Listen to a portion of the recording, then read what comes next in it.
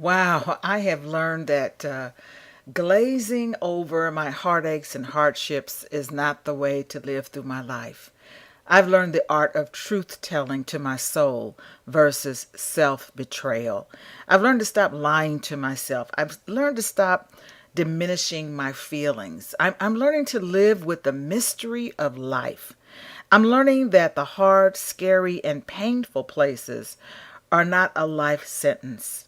I'm learning to breathe. Yeah, breathe through the regrets, the sorrow, the heaviness, and yeah, I got a lot of it. A lot of regrets, a lot of sorrow, a lot of heaviness. And I'm learning to call back my power and peace, even while I'm in the storms of why now? When will it stop? Make it stop, Jesus. Help me, Lord. How long must I wait? The pain is unbearable. I can't breathe. You been through those kind of storms? Wow. I have learned not to diminish what I'm feeling. I'm learning. Admitting that life is hard or that you don't have it all together yet, that doesn't make you a failure. It doesn't mean that you are negative. It doesn't mean that you are defeated. It doesn't even mean that you don't believe in God when you're going through those stressful times, those scary times, those painful times. Listen, in all the years I've been married, there have been days when I couldn't stand him, days he couldn't stand me. There were days I was trying to make $1 out of 15 cents. There were days I was doubting my purpose.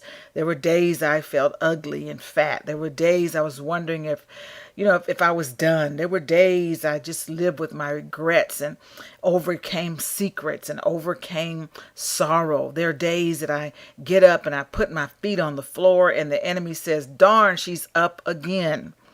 I have learned that admitting where I am emotionally and financially and spiritually, learning where I am mentally and admitting it, admitting my habits, my lifestyle, my career, and where I am in my relationships, admitting those things really makes me courageous. And it makes you courageous. Yeah, I know it's a vulnerable place, but it's also a place of freedom, discovery, recovery, and exhaling. You're no longer looking over your shoulder, wondering if somebody's going to catch you, wondering if somebody's going to talk about you.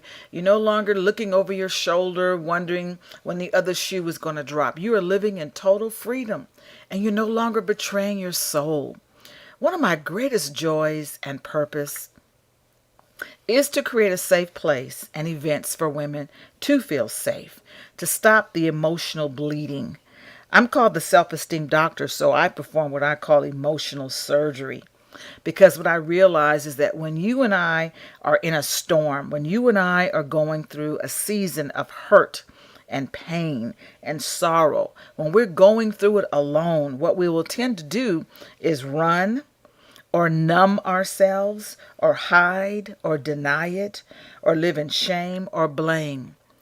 And to me, the optimum is to learn from it, to speak truth to your pain, to speak truth to your desires, to speak truth to your gifts and your purpose rather than being in self denial or self betrayal. I love building bridges. I love building bridges. I do. I love building bridges of hope and faith and guidance and support for women so they can cross over from the feelings of loneliness and stress and shame and anger, cross over from those feelings on one side where they're experiencing low self-esteem, depression, disappointments, and dysfunction, and then cross over to a place where she no longer feels alone. Listen, I don't have all the secrets. I don't have all the answers. I don't have all the tools. But I do know that when you're in a storm, and sometimes the storm goes on and on and on. I have found that even in the midst of a storm, even in the midst of a season of trials and tribulations, we can still find some calm in the storm. We can create some positive coping skills of resiliency, faith, courage, connections, wisdom, a new perspective, and even some humor. Yeah.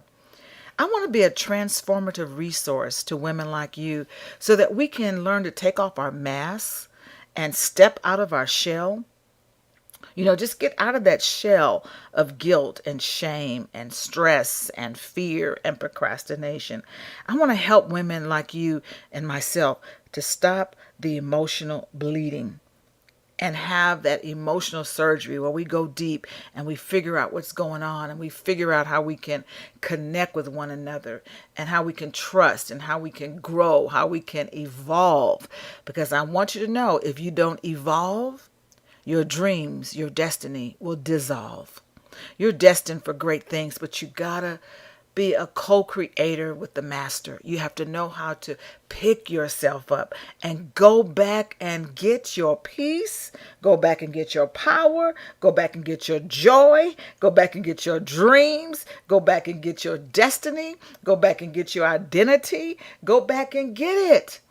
And I'm here to help you do that, okay? So when you hear about my events that are coming up, my conferences, my retreats, when you hear about my books, or you're ready for some life coaching with me, one-on-one, or the group coaching that I do, you want to make yourself available. You really do. I promise you, you'll be able to cross over the bridge to a place where you can begin to exhale and have some freedom, some discovery, and some recovery, and just breathe and speak truth to truth. Okay?